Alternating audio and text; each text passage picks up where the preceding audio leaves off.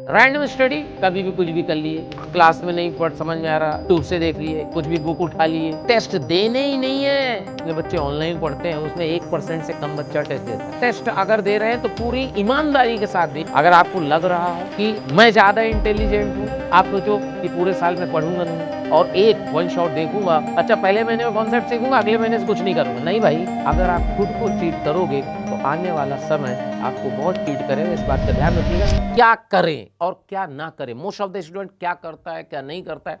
देखिए, most student to maximum जो बच्चे हैं वो क्या करते हैं, रैंडम स्टडी। रैंडम स्टडी कभी भी कुछ भी कर लिए, क्लास में नहीं पढ़ समझ में आ रहा यूट्यूब से देख लिए, कुछ भी बुक उठा लिए, किसी सब्जेक्ट को उठा लिए, कुछ भी करने लगते हैं। ठीक है, रिवीजन में मतलब नहीं है, टेस्ट देने ही नहीं है। टेस्ट तो आप जितने लोग इस वीडियो को देख रहे हैं, मैं आपको बता दूं, एक सर्वे आया था कि ऑनलाइन एजुकेशन जितने बच्चे ऑनलाइन पढ़ते हैं उसमें 1% से कम बच्चा टेस्ट देता है। अब अगर आप 1% से कम बच्चा टेस्ट देता है तो सोच के देखिए, अगर टेस्ट नहीं दे रहे हो तो क्या ऐसा नहीं लगेगा कि कूप मंडूक का मतलब होता है कुएं का मेढक, कि मैं जो कर रहा हूं सब सही है। सही गलत का फर्क कब होता है, सही गलत कब पता चलता है, जब हम प्रॉपर जो चैप्टर हम पढ़ चुके हैं, जहां तक हमारा सिलेबस खत्म हो चुका है, उसकी प्रॉपर हम टेस्ट दें। और टेस्ट अगर दे रहे हैं तो पूरी ईमानदारी के साथ दे, ये नहीं कि घर में बैठ के टेस्ट दे रहे हैं तो अपनी चीटिंग कर ली और चीटिंग करके अपने पेरेंट्स को दिखा दिया कि देखिए पापा मेरे इतने नंबर आए हैं। उससे बेटा आप अपने आप को बर्बाद कर रहे हो। क्योंकि जब भी कभी, मतलब मैं हमेशा कहता हूं कि भाई ऑनलाइन एजुकेशन खराब नहीं है, पढ़ने वाले खराब हैं। ऑनलाइन थोड़ी ना खराब है, पढ़ने वाले खराब हैं। तो अगर आप ईमानदारी से पढ़ते हो और प्रॉपर टेस्ट देते हो और चीट नहीं करते, क्योंकि आज अगर आप खुद को चीट करोगे तो आने वाला समय आपको बहुत चीट करेगा। इस बात का ध्यान रखिएगा कि अगर आप ईमानदारी से नहीं पढ़ रहे हैं और माँ बाप को आप बेवकूफ़ बना के उनको नंबर दिखा के उनको खुश कर रहे हैं, तो जब फाइनल रिजल्ट आएगा उन्हें बहुत दुख होगा और साथ ही साथ आपको फील भी होगा कि पूरे साल अगर मैं पढ़ लेता तो आज अच्छा रिजल्ट मेरा भी आता। तो ये मोस्टली स्टूडेंट ये करते हैं। अच्छा, क्या करना चाहिए, सबसे इंपॉर्टेंट क्या है, क्या करना चाहिए, रैंकर्स क्या करते हैं, कैसे उनका रिजल्ट आता है। पहली बात मैं बता दूं, उन्हीं बच्चों का रिजल्ट आता है जो अपने गुरुजन की बात को 100% फॉलो करते हैं। ये आप बिल्कुल दिमाग में रखिए। अगर आपको लग रहा हो कि मैं ज़्यादा इंटेलिजेंट हूं तो बेटा ये आपकी गलत फहमी है। क्योंकि जो मास्टर है, पहली बात तो जो भी आपको पढ़ा रहा है, ये नहीं मैं कह रहा कि ऑफलाइन ऑनलाइन, जो भी पढ़ा रहा है, कभी भी आपका वो गलत नहीं चाहते। मेरे हिसाब से चाहे ऑनलाइन पढ़ा रहे हो चाहे ऑफलाइन पढ़ा रहे हो, आपका कभी गलत नहीं चाहते। इसका मतलब आपको सलाह तो सही देते हैं लेकिन आप उसको फॉलो नहीं करते। तो मेरा मानना है कि आपको टीचर्स जो भी आपको गाइड करें उनको ब्लाइंडली फॉलो करो, क्योंकि गलत सलाह तो हम लोग देते नहीं है।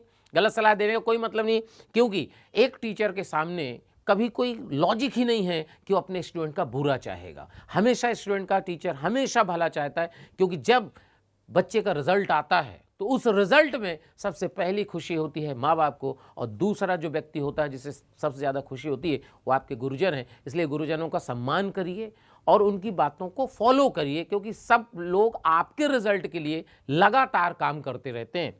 तो क्या करते हैं रैंकर्स, डेली प्लानिंग है भाई, डेली की प्लानिंग है भाई, ये करूंगा, होमवर्क करूंगा, इतने बजे कोचिंग जाऊंगा, इतने बजे फिजिक्स में केमिस्ट्री, सब प्लान्ड है, एवरीथिंग इज प्लान्ड। ठीक है, तो आपको एक तो डेली की प्लानिंग करनी है, कॉन्सेप्ट क्लियर करना है, कॉन्सेप्ट क्लियरिटी क्लियर होनी चाहिए भाई। आप जो क्लास में जा रहे हो और क्लास में बहुत कंसंट्रेट होकर चीज़ों को समझिए, क्योंकि अगर आप क्लास में पड़ोसी से बात कर रहे हैं, टीचर कॉन्सेप्ट बता रहा है, आप सोचते हो चलो बाद में कर लूँगा, नहीं होता है, नहीं होता है।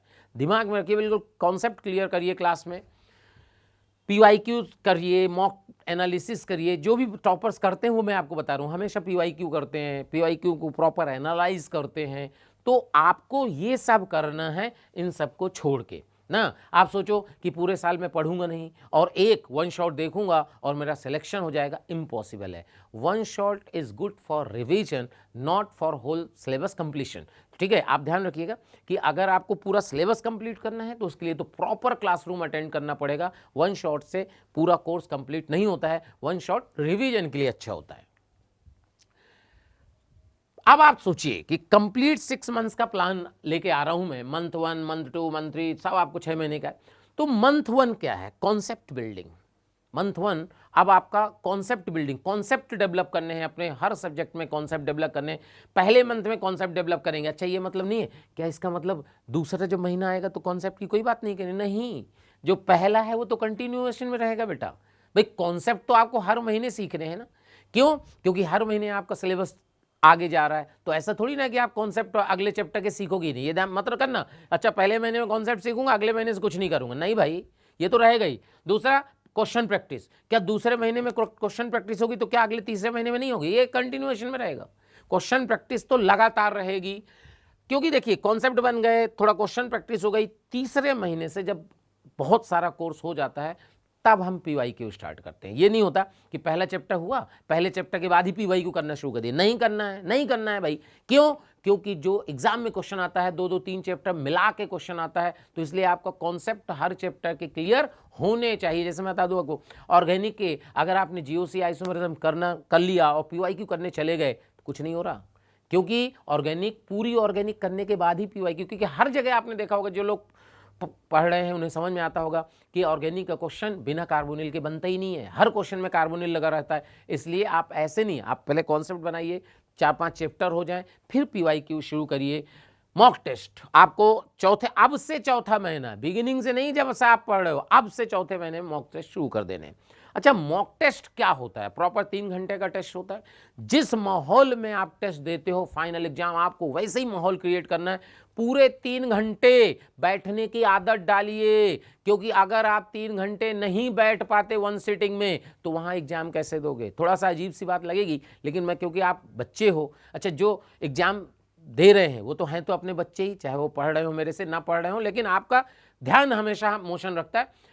कभी भी 3 घंटे में आदत डालिए कि 3 घंटे के अंदर पानी भी नहीं पीने जाना है। पानी की बोतल रख लो टेबल पे, 3 घंटे चेयर में बैठ जाओ, 3 घंटे उठना नहीं है भाई, क्योंकि आप जब अभी से प्रैक्टिस करोगे तब आपका फाइनल एग्जाम में आदत पड़ेगी। 3 घंटा आपको चेयर से उठना ही नहीं है, ठीक है? जो भी आपको चाहिए सामान टेबल पर रख लीजिए, 3 घंटा लगातार बैठने की हैबिट बनाइए, क्योंकि फाइनल एग्जाम होने वाला है 3 घंटे का। वीक चैप्टर इंप्रूवमेंट, जो आपके चैप्टर वीक रह गए हैं उनको इंप्रूवमेंट पे लाइए, उनको वापस पढ़िए, रिवीजन करिए एंड फाइनल रिवीजन।